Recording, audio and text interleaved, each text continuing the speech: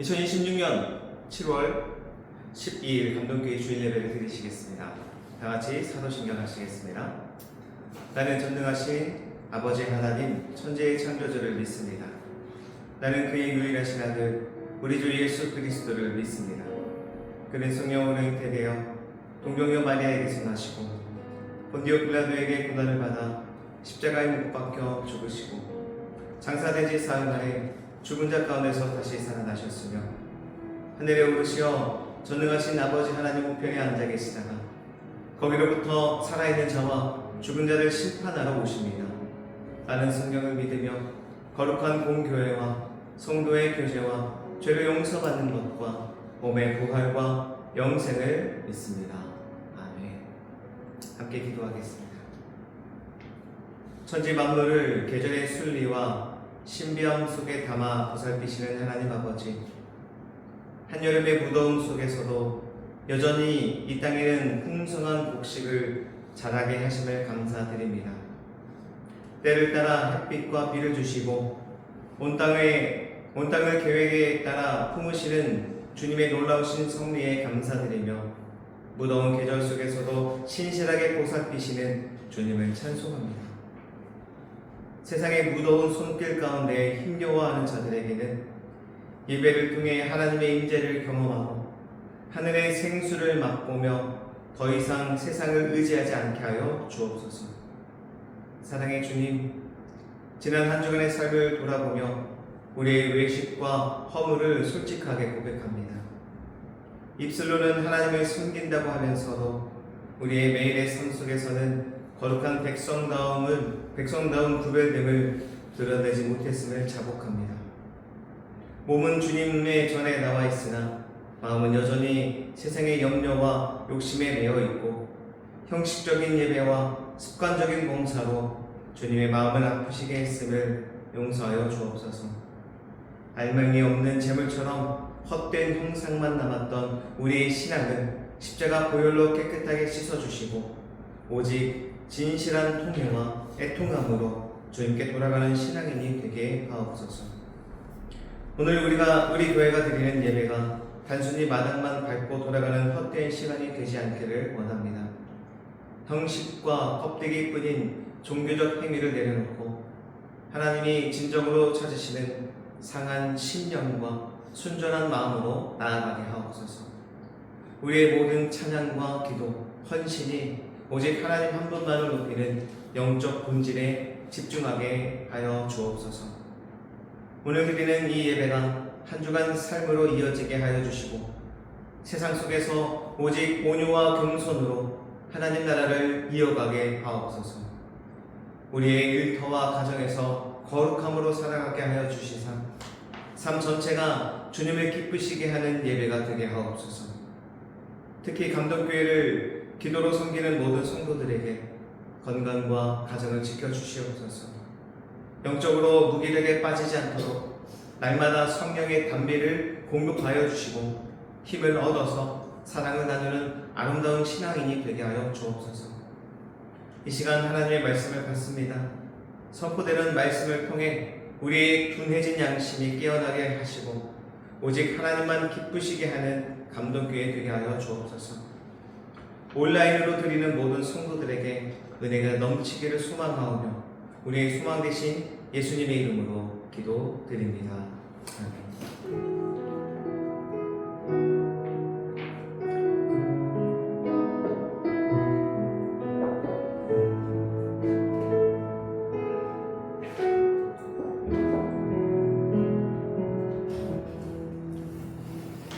감동교회에 오신 여러분 환영하고 축복합니다. 우리 옆에 분 보고 인사 나누겠습니다. 환영합니다. 감동교회는 주일 오전 11시 30분에 드려집니다. 감동교회는 풍무역 2번 출구에 있습니다. 걸어서 2분 거리에 있고요. 검색어로는 서브웨이 풍무점을 검색하시고 503호실에 모시면 되겠습니다. 감동교회를 위해서 기도해 주시고 또 후원해 주신 많은 분들 감사드립니다. 자세한 문의는 카카오톡 친구 추가해 주시고 문의해 주시면 감사하겠습니다. 7월 24일에서 25일까지 감동교회와 또 주변 작은 교회들이 함께 모여서 수련회를 하게 됩니다. 작은 교회들이 모여있기 때문에 그곳에 정말 하나님의 임재와 또 하나님의 정말 안아주심이 있게 되는 그 시간이 되기를 소망합니다. 위에서 기도해 주시면 감사하겠습니다. 이제 다 같이 일어나셔서 이사야 말씀 함께 봉독하겠습니다. 이사야 1장 11절에서 13절 말씀입니다. 여호와께서 말씀하시되 너희의 무수한 재물이 내게 무엇이 유익하뇨? 나는 순양의 번제와 살찐 짐승의 기름에 배불렀고 나는 숫송아지나 어린 양이나 순년소의 피를 기뻐하지 아니하노라. 너희가 내 앞에 보이러 오니 이것을 누가 너희에게 요구하였느냐? 내 마당만 밟을 뿐이니라. 헛된 재물을 다시 가져오지 말라.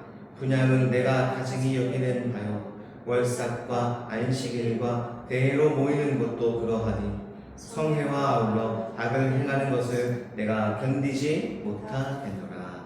아멘. 할렐루야.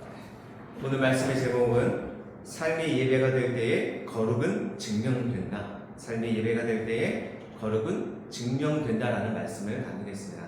이 말씀을 통하여서 우리의 삶이 온전한 예배자가 되어서 세상과 구별되는 삶을 살아가시는 저와 여러분이 되시기를 축원합니다. 신앙은 평소에 보이지 않습니다. 이 사람이 믿음이 좋은지 또 믿음이 좋지 않은지 겉보기에는 알 수 없어요. 그러나 신앙이 증명되는 순간은 언제냐면 바로 어려움이 찾아올 때입니다. 평소에 교회 출입은 같아 보입니다. 그런데 어려움이 찾아왔을 때 어떤 사람은 낙심하고 교회를 떠나는 거예요. 그런데 어떤 사람은 이때에 주님께 더욱 매달려서 그 문제를 해결하는 사람들이 있습니다. 그러므로 삶의 위기가 찾아올 때에 여러분의 믿음을 점검할 수 있는 기회라고 생각하시고 이것을 믿음으로 극복해내시기를 소망합니다. 천재적인 작곡가에게 초보자가 음악을 배우러 갑니다. 처음 음악을 접하기 때문에 이 사람에게는 수업료를 $10를 내면 된다고 했습니다. 그리고 나서 며칠 후에 또 다른 사람이 이 천재적인 작곡가에게 음악을 배우러 온 것입니다. 그리고 질문을 해요. 음악을 처음 배우십니까? 그랬더니 이 사람이 자랑하듯이 아니요. 저는 10년 동안 피아노도 배우고 바이올린도 배운 사람입니다. 나름 자신 있게 자신이 할 수 있는 것을 말하고 있었습니다. 그런데 이 작곡가의 반응은 의외였습니다. 수업료를 무려 2배나 많은 $20를 내라고 했습니다. 아니 나는 10년이나 배웠고 나름 사람들이 베테랑이라고 하는데 왜 나는 2배를 내야 합니까? 그때 작곡가가 이렇게 대답합니다. 당신에게 있던 잘못된 음악 습관, 잘못된 그 연주 습관을 바꾸는 데에는 훨씬 더 많은 힘과 노력이 필요하니 2배를 내라는 것입니다. 여러분 이것은 무엇을 말합니까? 잘못된 습관이 생기면 그것을 바꾸는 데에는 처음 배우는 것보다 2배 더 많은 힘이 들어간다는 이야기 아닙니까? 신앙도 마찬가지예요. 신앙생활이 처음인 사람은 모든 게 낯섭니다. 그래서 새벽에 나와야 됩니다. 하루에 성경을 읽어야 됩니다. 기도를 열심히 해야 됩니다. 그러면 고지곳대로 그것을 지키려고 몸부림쳐요. 그런데 신앙이 오래된 사람, 막 30년씩 된 사람들, 그렇게 교회를 들락날락거리고 그렇게 성경이 뭔 내용인지도 이제 안다라고 생각하는 사람들은 습관대로 되지 않는 거예요. 신앙이 오래되면 될수록 머리가 굳어져서 형식적으로 신앙을 하게 되는 모습이 발생하게 됩니다. 그러면서 다 해봤습니다. 다 해봤는데 잘 안 되더군요. 변화가 되지 않더라군요. 이런 비관적인 이야기입니다. 과연 그 사람은 진짜로 다 해본 걸까요? 처음부터 알려준 대로 과연 한 걸까요? 우리가 이 본질에서 벗어나지 않도록 노력해야 할 것입니다. 그러므로 좋은 습관을 들이기 위해서는 우리는 본질을 다시금 깨달아야 할 것입니다. 어느 해안가에 조그마한 인명구조소가 있었습니다. 이 구조소는 암초에 걸린 배들을 구조해주는 역할을 하고 물에 빠진 사람들을 건져주는 역할을 하게 되었습니다. 처음에는 허름한 오두막에서 두세 사람이 모여서 일을 시작했습니다. 태풍이 몇 차례 지나가고 이 입소문이 나기 시작하니까 그 오두막에 사람들이 점점 모이기 시작했습니다. 사람들이 늘어나자 좀 더 효율적이게 일을 하기 위해서 보트도 구매하고 또 그렇게 사람들이 더 모이기 시작하니까 이 인명구조소가 너무나도 비좁은 거예요. 그래서 그곳에 TV도 놓고 또 소파도 놓고 커피도 갖다 놓고 그러면서 교제에 점점 집중하기 시작한 겁니다. 그렇게 시간이 지났습니다. 몇 해가 지나게 되니까 사람들이 많아진 거예요. 그리고 그들의 입에서 나타나는 소리가 이런 내용입니다. 인명구조 활동은 우리가 하기에는 너무 벅찬 일이니 사람을 구해서 인명구조 활동을 합시다라고 제안하기 시작한 것입니다. 본래는 인명구조소 역할이었습니다. 그러나 이제는 용역을 주는 그런 인명구조소가 되어져 버린 것입니다. 여러분, 교회의 존재의 이유는 무엇입니까? 영혼을 구원하는 일입니다. 죽어가는 사람들을 살리는 일을 해야 합니다. 사람이 모이고 그러다 보니 여기저기서 교제가 일어나게 돼요. 그런데 그 교제하고 그 친교를 나눈 일에 집중하다 보니 점점 그 교회가 해야 할 일을 잊어버리기 시작합니다. 사람들에게 전도하고 구원하는 일에 관심이 사라지게 됩니다. 우리들끼리 모여서 나누고 베푸는 일에만 더욱 관심을 갖게 되는 거예요. 수많은 교회들 정말 전도와 선교보다는 교제에 더욱더 집중하는 것들을 참 많이 보아왔습니다. 그러므로 우리는 초심으로 돌아가야 해요. 하나님께서 우리에게 맡겨진 사명, 한 영혼을 구원하고 그들을 위해서 최선을 다해야 할 텐데 성가대하기에 정신없고 주방일 하느라 힘을 다 빼어버립니다. 거기서 상처를 받고 예배의 은혜에 집중이 되지 않는 거예요. 그래서 하나님께서 우리에게 맡기신 그 중요한 사실을, 그 본질을 잊어버린 채 우리가 인명구조사인데 용역을 주고 있지는 않는지 한번 되돌아볼 필요가 있습니다. 그래서 교회의 모든 섬김과 모든 역할이 과연 이것이 영혼 구원과 관계가 있는가, 항상 이것을 점검해 볼 필요가 있습니다. 하지만 많은 교회들이 그 예산 편성표를 보면 전도와 선교에 있어서는 게을리하게 돼요. 이런 배치를 보면은 좀 중요한 사람들은, 좀 열심히 하는 사람들은 딱 그 위치가 있더라고요. 그런데 전도, 선교 입장에 보면은 나이 드신 분들에게 많이 배치해요. 기도도 사실 젊은 사람들 하면 좋지만 쉽게 그곳에 가지 않더라고요. 그래서 이 순서가 뒤바뀌면은 교회는 종교 활동만 하다 갈 뿐이지 주님이 원하시는 그 사명을 잊어버리게 된다는 겁니다. 교회는 심플해야 돼요. 영혼 구원의 사명에 집중해야 할 것입니다. 우리가 다른 사역에 또 그냥 교제에 또 친교에 집중하다 보면은 결국 우리가 본질이 뒤바뀌어져 버릴 것입니다.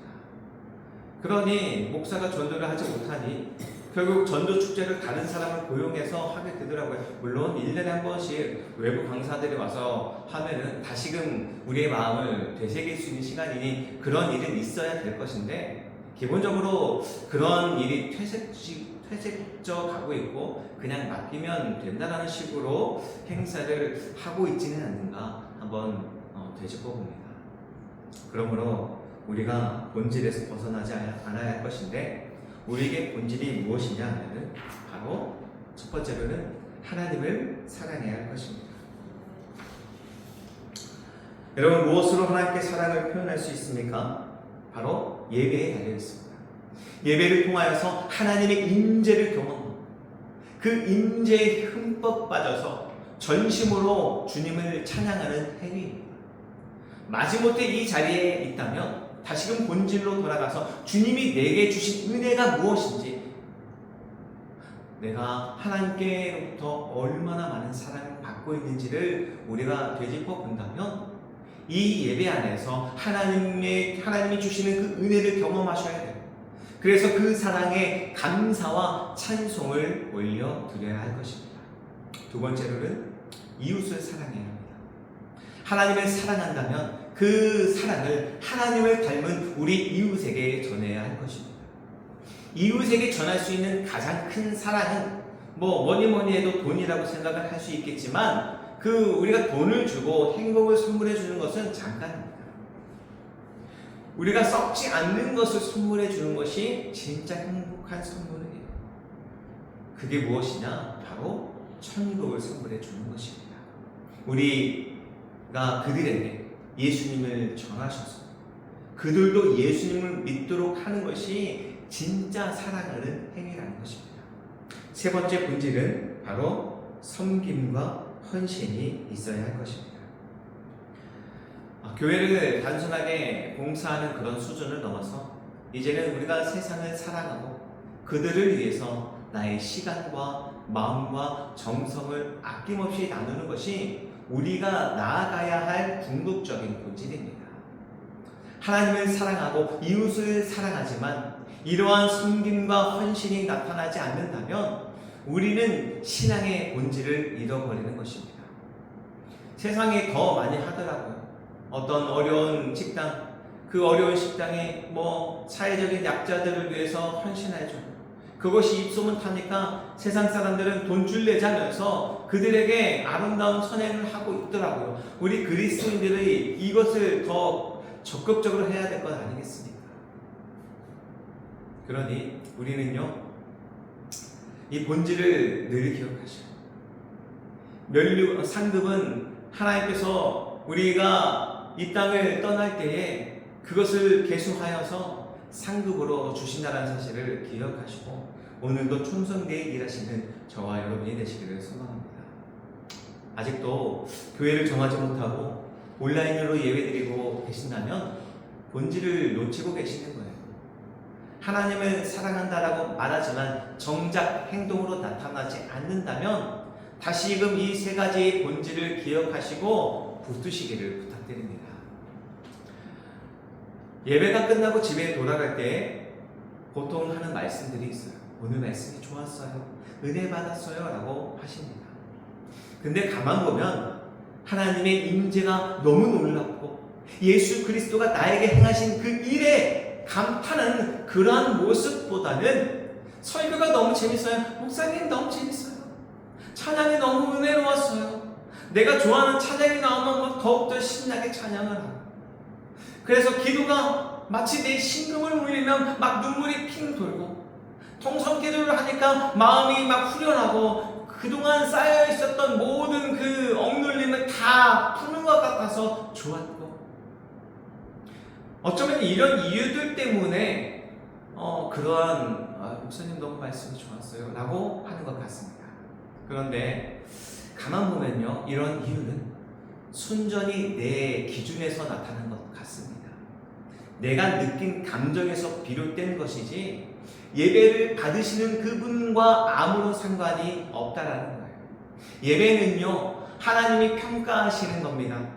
우리가 정말로 완벽한 퍼포먼스로 예배를 드렸다 할지라도 하나님께서 받으시지 않는다라면 그것은 예배가 아니라 종교 행사일 뿐입니다. 그러므로 우리가 예배 드릴 때에 우리가 명심해야 할 것은 우리가 드리는 이 예배를 하나님이 받으실까? 그 중심축을 늘 하나님께 두어야 할 것입니다. 하나님께서 기뻐 받으시는 예배가 되기 위해서는 우리가 무엇을 해야 할까? 어떠한 노력을 해야 할까? 우리 교회가 어떠한 것에 더욱더 집중해야 할까? 이것을 절대로 잊어서는 안 될 것입니다. 어떤 교회는 그래요. 복음성가를 부르면 안 되고 찬송가를 불러야 합니다. 이것 때문에 수십 년간 목사와 장로가 싸우고 있어요. 그런데 핵심을 빠뜨렸습니다. 하나님이 계시는가 안 계시는가, 하나님이 기뻐 받으시는가 아니신가가 아니라 자기들이 아는 노래냐 아니면 요즘 사람들이 부르는 노래냐, 이거에 따라서 마음이 울그락불그락 했다라는 겁니다. 여러분, 예배는요, 내 기분이 중요한 게 아닙니다. 내 상황이 중요한 게 아니에요. 하나님께서 이 예배를 받으십니다. 수만 명이 드리는 그 예배지만 목사가 드러나고 다른 것들이 드러나는 그 예배가 있고, 개척교회이지만 정말 하나님만 드러나는 예배가 있다면 하나님께서 어떤 예배를 받으시겠냐라는 거예요. 그러므로 우리는 이 핵심 가치를 놓쳐서는 안 될 것입니다. 이러한 것을 잊어버리니 자꾸 목사가 자기 이름을 나타내는 것이고, 그거에 따라서 기분이 좌우하면서 질책하고 있는 그런 일이 발생하고 있는 것입니다. 많은 교회들은 중심축을 바꾸셔야 돼요. 하나님이 중심축이 되어서 예배를 드릴 때에 우리가 정말로 기쁨의 예배, 정말 감격의 예배, 하나님이 감동하는 그런 예배가 되어지는 것입니다. 지난 10여 년간 그 한국 교회에 많은 CCM 노래들이 있었어요. 과거에 제가 중고등학교 20대 시절까지는 그 기라성 같은 노래들이 여전히 많은 사람들에게 불려지고 머릿속에 그 가사 내용들이 정확히 기억이 납니다. 하지만 최근에 나온 노래들은 과연 어떠한 노래가 기억에 남는가, 어떠한 시점으로 초점으로 맞춰져 있는가, 들어보면 좀 애매한 노래들이 많이 발생하고 있습니다. 물론 지금 찬양이 나쁘다는 이야기가 아닙니다. 하나님이 1인칭 주인공이 되어서 우리가 상자가 되어서 그분을 높이는 찬양을 많이 불러야 해요. 물론 무조건 그 노래만 다 부를 수는 없지만 그 많은 CCM 노래들의 가사들을 보면은 내 감정에 치우치는 노래들이 발생하고 있다는 겁니다. 그래서 이 찬양도 부를 때에 이것이 하나님이 받으시는 것인가, 하나님이 중심축인가, 아니면 내가 중심축인가, 늘 이것을 판단해 본다면 어떠한 것이 하나님이 기뻐 받으시는 찬양인지 우리도 알 수 있을 것입니다. 오늘 본문 말씀이 바로 그런 내용입니다. 제가 봉독해 드리겠습니다. 여호와께서 말씀하시되 너희의 무수한 재물이 내게 무엇이 유익하뇨? 나는 순양의 번제와 살찐 짐승의 기름에 배불렀고 나는 숫송아지나 어린 양이나 숫 염소의 피를 기뻐하지 아니하노라. 너희가 내 앞에서 보이러 오니 이것을 누가 너희에게 요구하였느냐? 내 마당만 밟을 뿐이니라. 헛된 재물을 다시 가져오지 말라. 분양은 내가 가증히 여기는 바요. 월삭과 안식일과 대로 모이는 것도 그러하니 성회와 아울러 악을 행하는 것을 내가 견디지 못하느니라.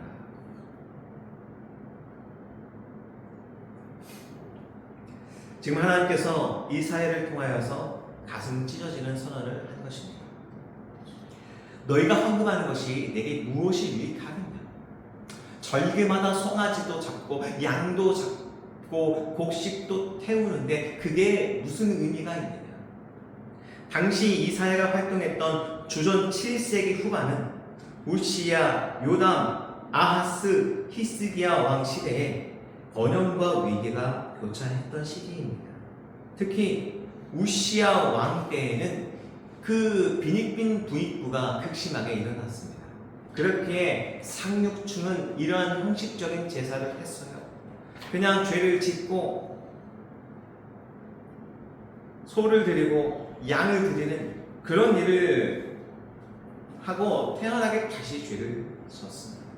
하나님께서는 그렇게 의미 없는 제사, 의미 없는 소를 드리고 의미 없이 양을 드리는 그 모든 것을 보면서 배부르다라는 단어를 하셨어요. 히브리어 샤바라는 단어를 사용했는데 그 뜻이 뭐냐면 너희들이 예배 드린다며 가져왔던 그 모든 재물이 더 이상 감당할 수 없을 만큼 물린다라고 말씀하신 겁니다.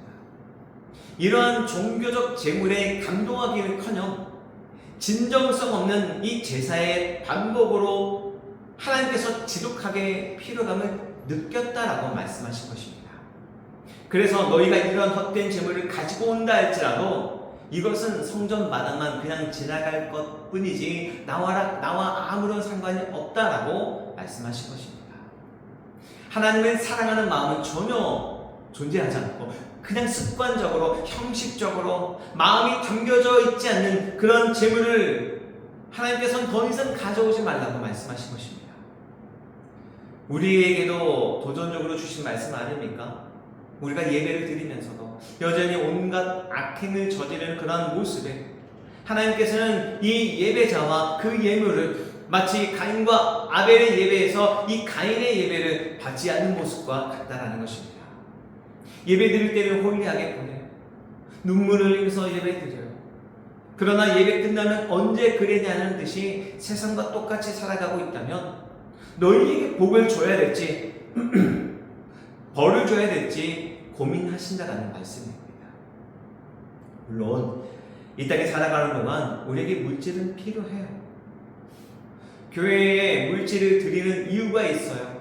교회를 섬기는 사람들을 먹고 사는 데 쓰여져야 할 것이고, 가난한 사람들을 위해서 부재로 쓰여져야 할 것이고, 건물을 운영하는 데 쓰여져야 할 물질이지 하나님께서는 그 돈에 10원 하나도 사용하지 않는다는 겁니다.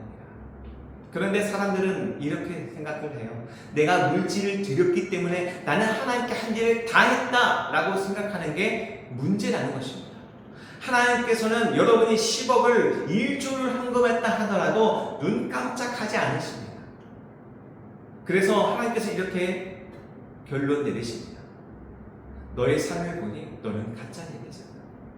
그것 하느니 차라리 이것을 하는 게 좋겠다라고 말씀하십니다. 우리 이사야 1장 16절 17절 말씀을 읽어보겠습니다. 너희는 스스로 씻으며 스스로 깨끗하게 하여 내 목전에서 너의 악한 행실을 벗어버리며 행악을 그치고 선행을 배우며 정의를 구하며 학대받는 자를 도와주며 부활을 위하여 심원하며 가부를 위하여 병을 하시느니라. 아멘.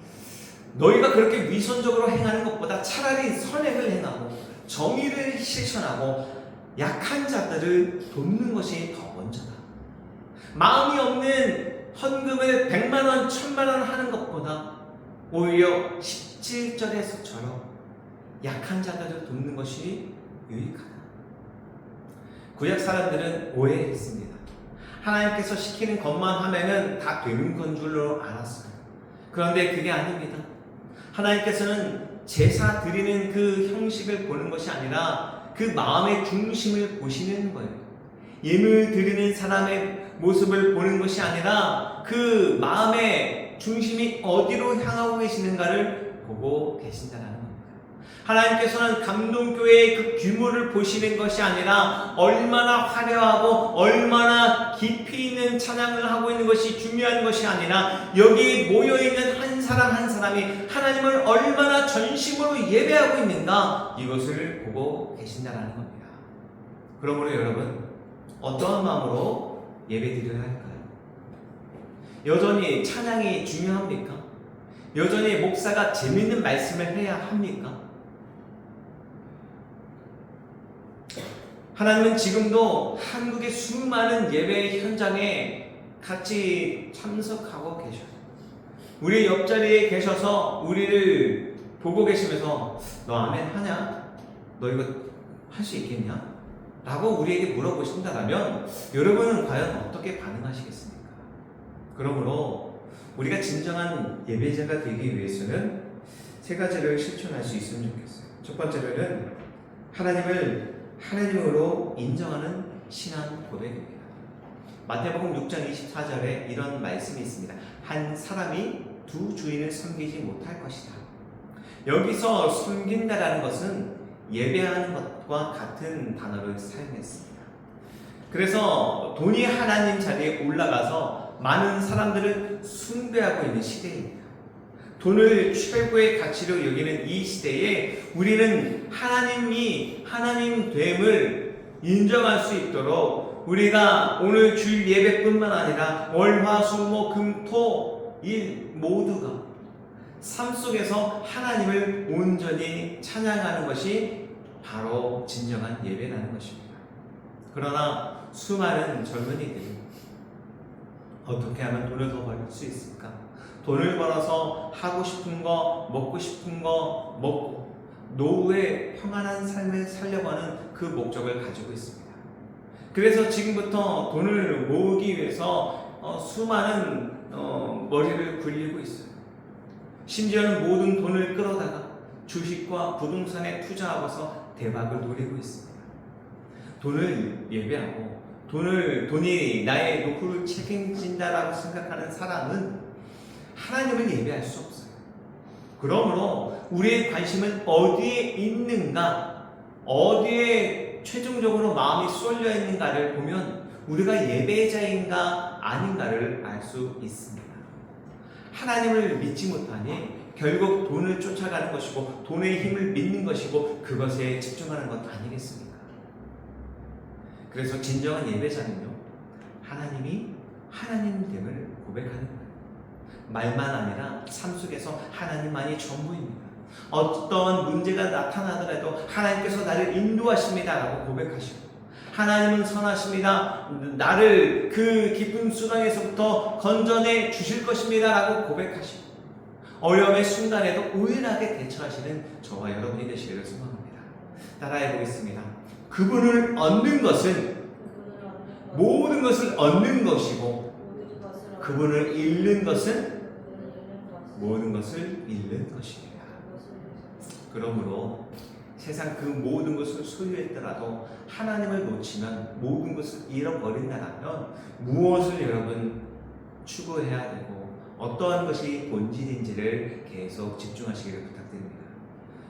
두 번째로 진정한 예배자는 누구입니까? 바로 주일만 예배하는 자가 아니라 삶 속에서 예배하는 자입니다. 로마서 12장 1절 말씀을 함께 읽어봅니다. 그러므로 형제들아, 내가 하나님의 모든 자비하심으로 너희를 권하노니 너희 몸을 하나님이 기뻐하시는 거룩한 산제물로 드리라. 이는 너희가 드릴 영적 예배니라. 아멘. 여러분에게 산제물이 되라고 했습니다. 너희의 몸을 드려라고 했어요. 삶을 온전히 드리랍니다. 단순히 몸뚱이만 이 자리에 오라는 이야기가 아니라 세상에 있지만 너희가 세상 가운데에서 그들과 똑같이 살지 말고 너희는 그 안에서 거룩히 구별되어서 그리고 그 상태로 이 주일날 이 자리에 오라고 말씀하십니다. 하나님이 기뻐 받으시는 예배는 세상과 다르게 구별된 모습으로 살아가고, 그래서 그곳에서 어려움을 겪는데 주님 손 붙들고 넉넉히 승리한 마음으로 이 자리에 나타나라, 그 말씀이십니다. 그래서 로마서 12장 1절은 우리에게 새롭게 정리할 수 있습니다. 여러분이 세상과 구별된 삶을 살아가는 것이 하나님 보시기에 마땅한 삶이고 그것을 예배로 인정해 주시겠다는 겁니다. 방언을 말하고 찬양에 황홀하게 빠지는 것이 예배가 아니라 여러분이 한 주간 거룩한 구별된 삶을 온전히 살아가는 것을 하나님께서 보신다는 겁니다. 말씀을 정리합니다. 이 예배에 함께 하시는 여러분, 이번 한 주간은 하나님으로 인정하시고 삶 속에서 세상 사람들과 똑같은 삶을 사는 것이 아니라 구별된 삶을 사셔서 오직 주의 영광을 위해서 살아가시는 저와 여러분이 되시기를 간절히 부탁드립니다. 우리 함께 찬양하시겠습니다.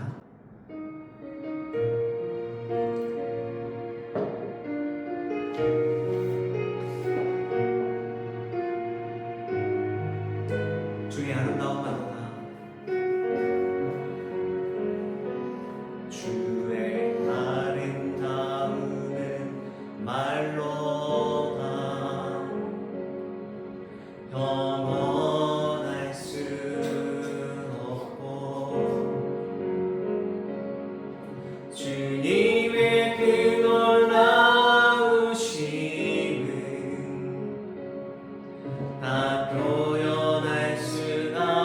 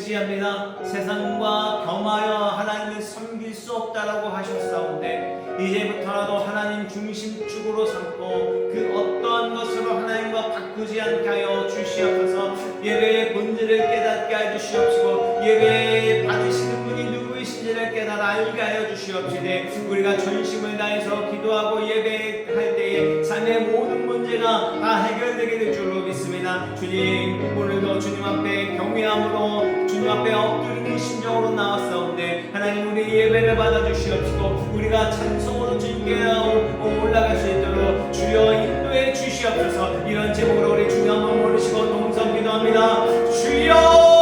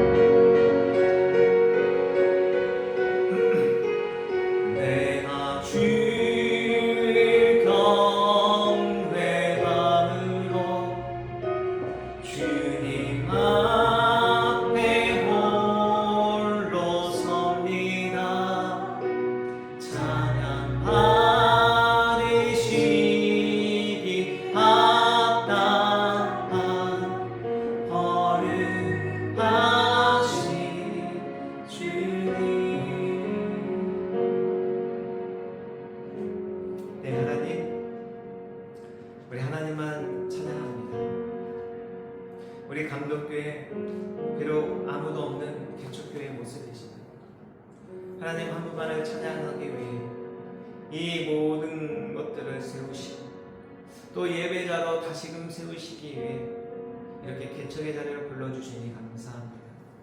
하나님, 아무도 없을 때에 홀로 하나님만을 예배하는 습관이 되게 하여 주시옵시고 아무도 없을 때에 주님과의 교제가 더욱더 깊어지게 하여 주옵시고 아무도 없을 때에 주님을 의지하며 나아갈 수 있는 우리 감동교회 되게 하여 주옵소서. 우리 감동교회 식구들이 이 시간을 통하여 주님과의 만남이 더욱더 깊어지게 하여 주시옵소서. 날마다 찬송하며 어려울 때마다 주님의 손을 의지하고 나아갈 수 있도록 주여 인도하여 주시옵소서. 여기에 모여있는 모두 또 온라인으로 이 예배에 함께하는 모두에게 하나님의 평강과 평안이 있게 하여 주옵소서. 그 마음의 중심에 하나님이 내게 주신 그 축복을 깨닫게 하여 주시어서 날마다 그 은혜를 기억하고 그 은혜를 보답할 수 있도록 주님 우리를 붙들어 주시옵소서. 그래서 주님, 내가 무엇이든지 나를 이렇게 사랑해 주셨습니까? 나를 이렇게 구원해 주셨습니까? 날마다 감사의 고백이 되게 하여 주시어서 예배 때마다 주시는 하나님의 그 인내를 체험하고 인격적으로 예수 그리스도를 만나게 하여 주옵시고 그렇게 뜨거운 만남을 통하여서 삶의 우선순위가 바뀌어지고 본질이 바뀌어지고 그래서 주님이 기뻐하시는 일을 위하여서 움직일 수 있는 우리가 되게 하여 주옵소서. 하나님을 사랑하고 이웃을 사랑하고 그래서 섬김의 자리로 나아갈 수 있는 우리 모두가 될 수 있도록 주여 축복하여 주시옵소서. 특별히 우리 감동교회를 위해서 헌신하고 기도하시는 분들이 있습니다. 하나님 그들 가정 하나님께서 지켜 보호하여 주시옵시고 정말로 본질이 무엇인지를 깨닫고 정말로 아무도 안아주지 않는 그 물질로서 기도로서 후원하고 있사온데 하나님 그 머리 위에 주님 안수하여 주시옵시고 하나님 뜨거우신 그 임재하심을 오늘도 경험케 하여 주시옵소서. 지금은 우리 주 예수 그리스도의 은혜와 하나님 아버지의 놀라우신 사랑하심과 성령의 감화감동 교통하심이 오늘 말씀을 듣고 정말로 하나님이 받으시는 예배자가 되기로 다짐하는 삶 속에서 진정한 예배자가 되기로 결단하는 사랑하는 성도들 머리 위에와 그들의 가정과 직장과 사업 위에 지금부터 영원히 함께하옵시기를 간절히 축원하옵나이다.